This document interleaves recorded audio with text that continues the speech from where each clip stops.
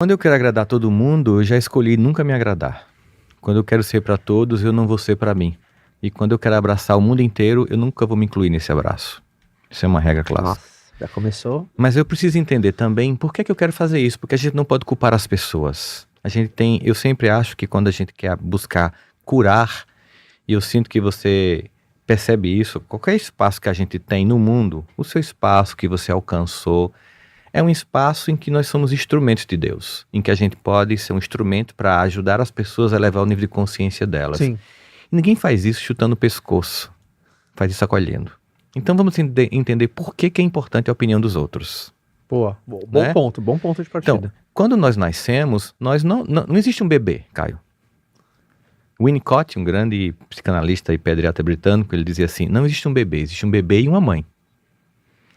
Sempre é um bebê que nasce e alguém que referencia ele. Essa pessoa tem tanta importância e tanto impacto que se ela for negligente ou superprotetora, ou se ela, qualquer movimento pode gerar um crescimento incrível ou uma sabotagem profunda daquele ser. Então nós necessitamos profundamente dessa referência.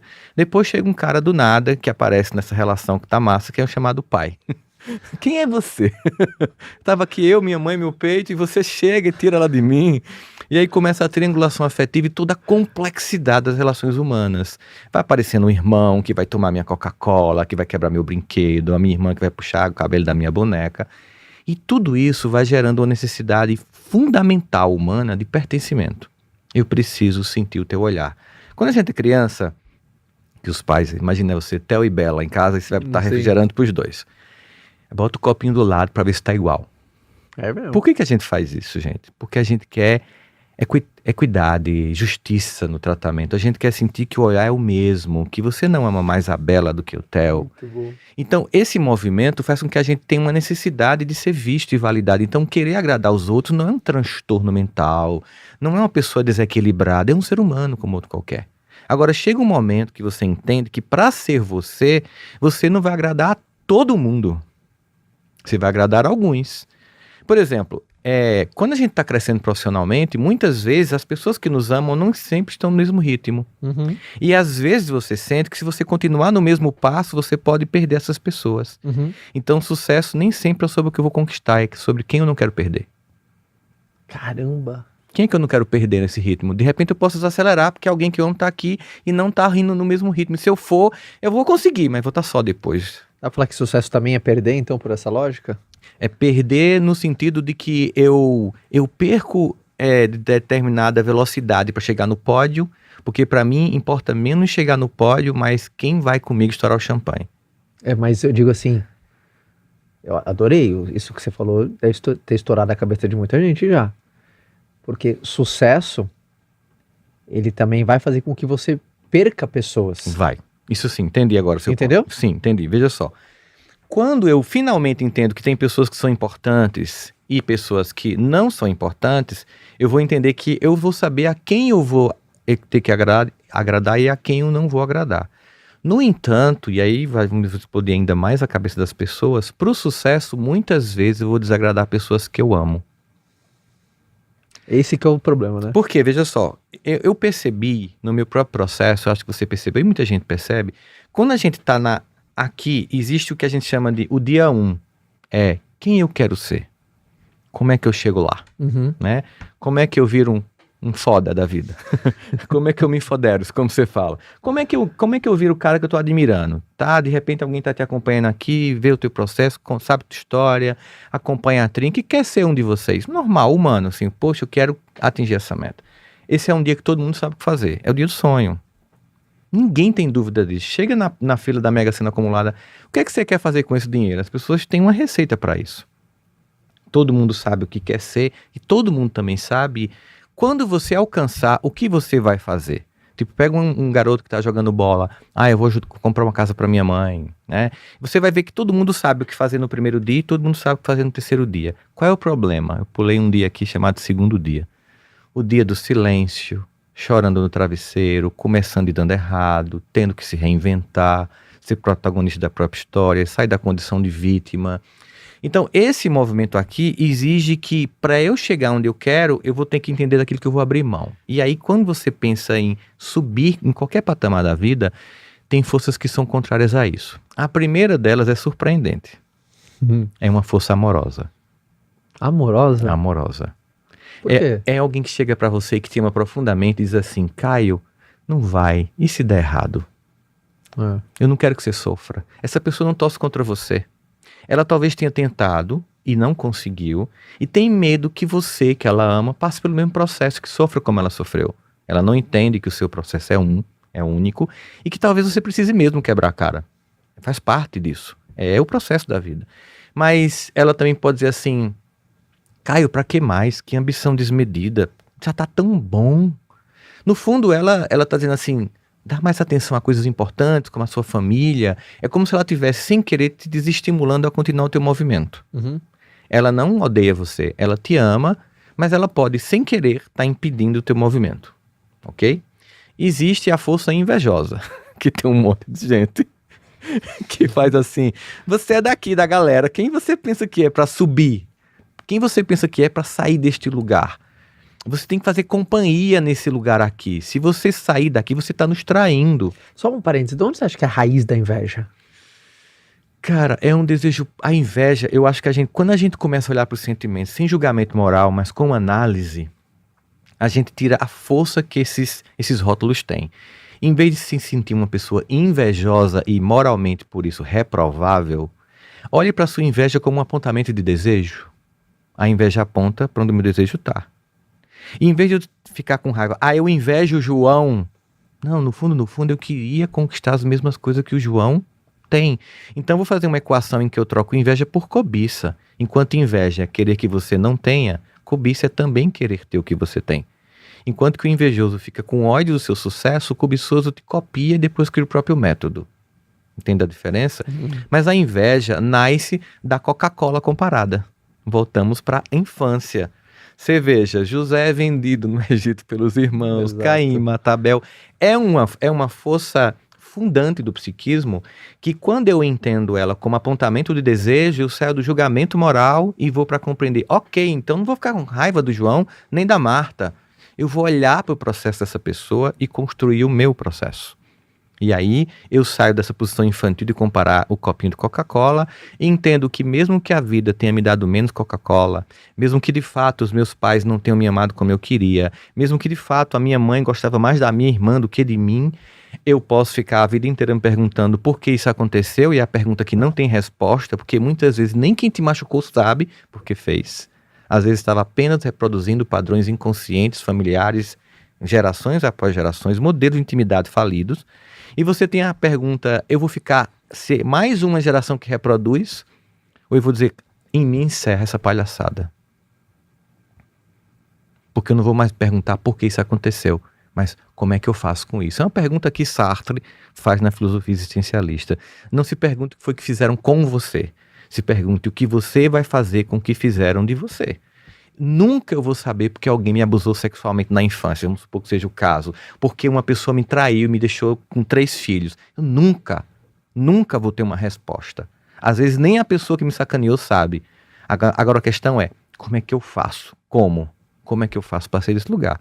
Essa é a pergunta que de fato me tira de um lugar de, em vez de me achar invejoso, olhar para apontamento do desejo e, ok, eu quero isso. Então, se eu quero isso, eu vou atrás disso. Se essa foi a pessoa que mostrou que isso é legal, ok, que bom pra ela, troféu joinha pra ela. Agora eu vou voltar pra mim e perguntar como é que eu consigo meu processo. Não perco tempo na inveja, no auto-julgamento, me sentindo menor, incapaz moralmente e não tenho energia pra conseguir. Nossa, o que você falou foi perfeito, né? A gente começou essa provocação entendendo por quê, antes de falar como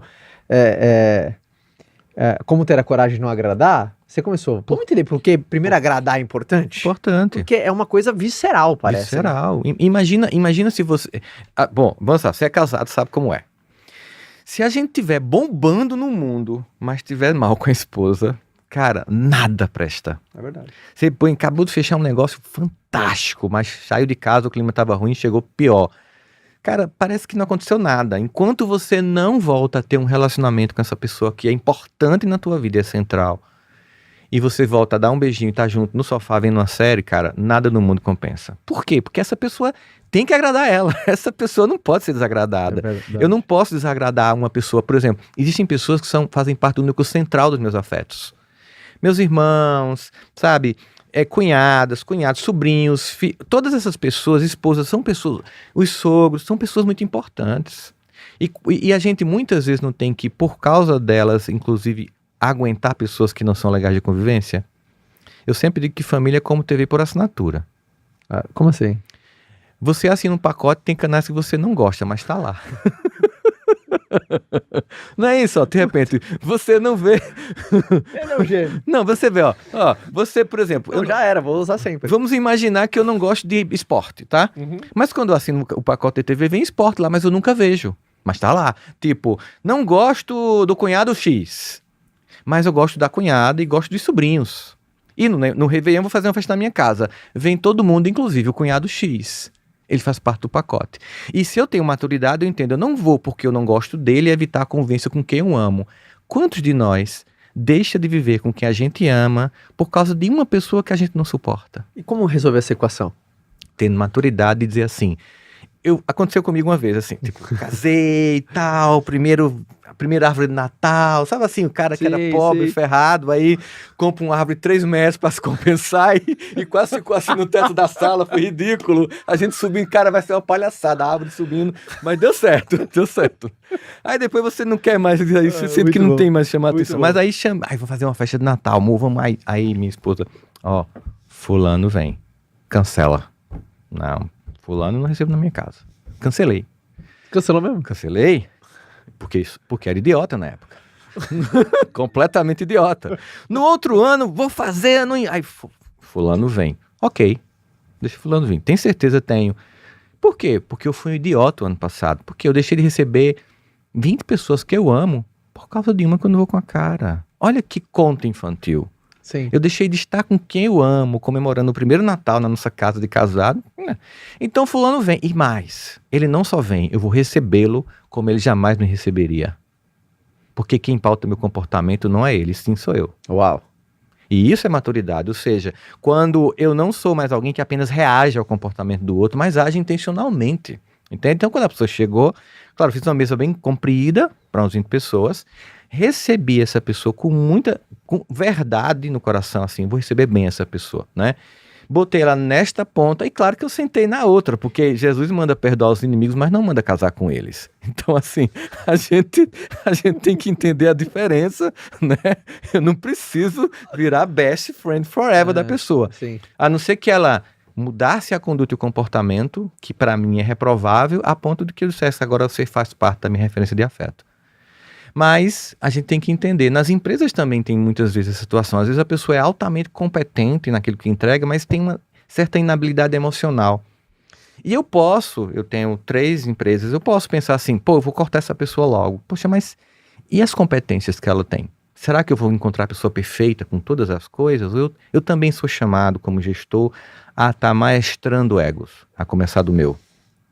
Porque o que é um gestor, se não alguém que também maestra egos, a começar do seu próprio. Muito então, bom, por isso que é importante eu ter essa capacidade de discernimento, de entender que para esse avanço que eu quero, para crescer, eu preciso entender que tem pessoas que eu vou desagradar e que são pessoas que eu amo, voltando naquele nosso ponto.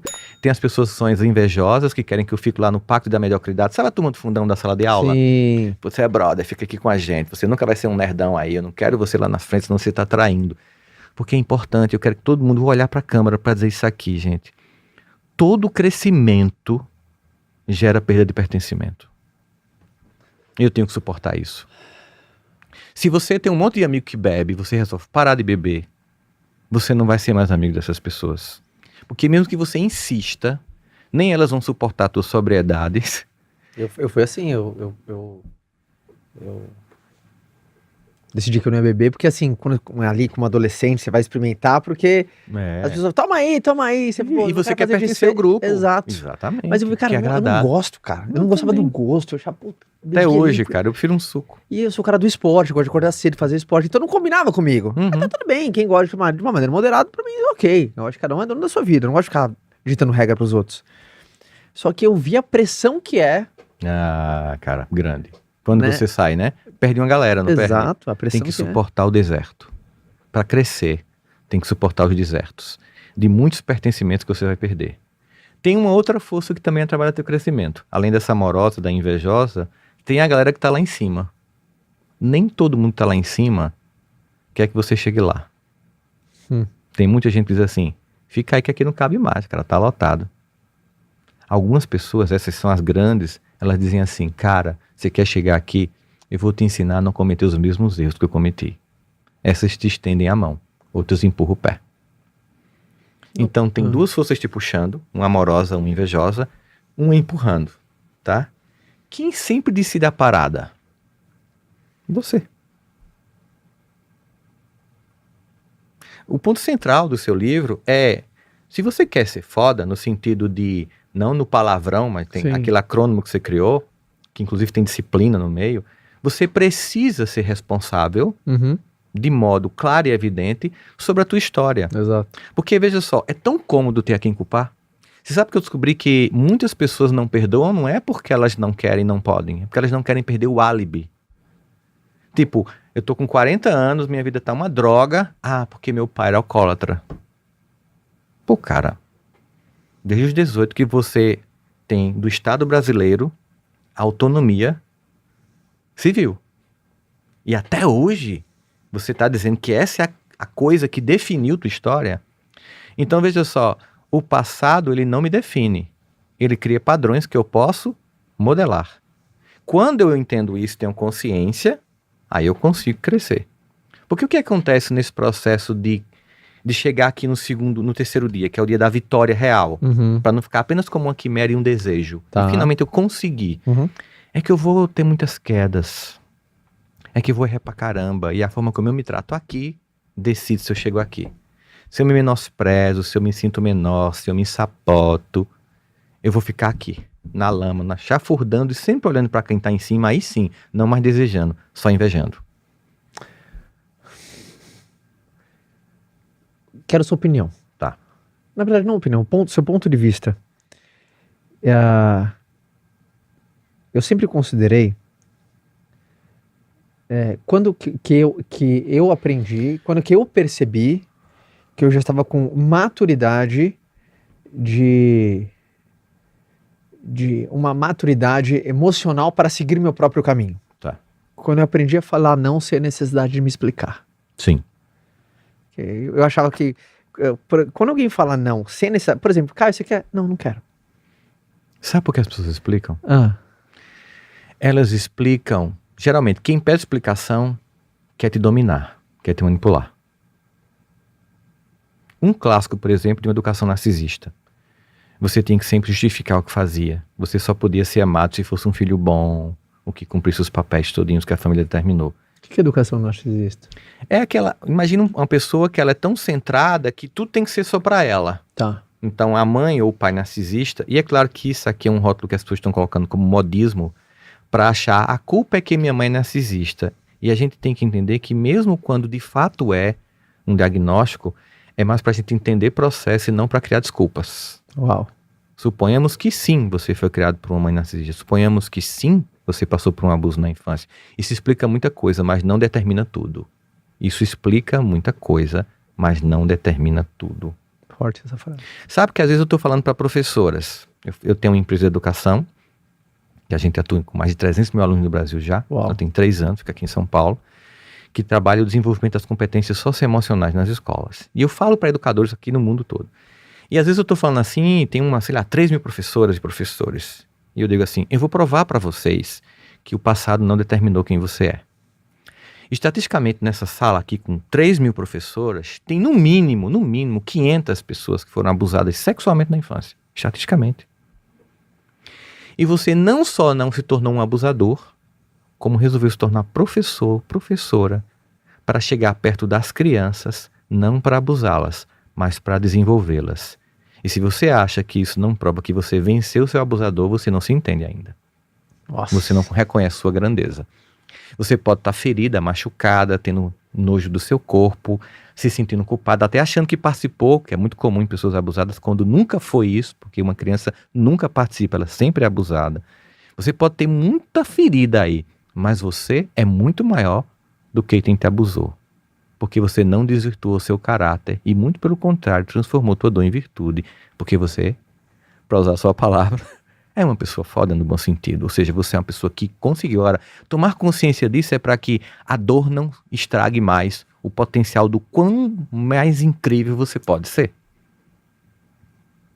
Então, quando você diz não, não é uma frase completa.